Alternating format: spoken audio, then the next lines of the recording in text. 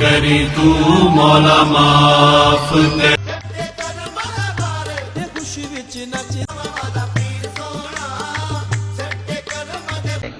फिर तुम लोग किधर जा रहे हो?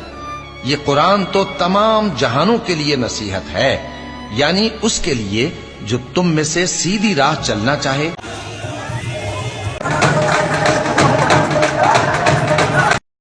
और जिन लोगों ने अपने दीन को खेल और तमाशा बना रखा है।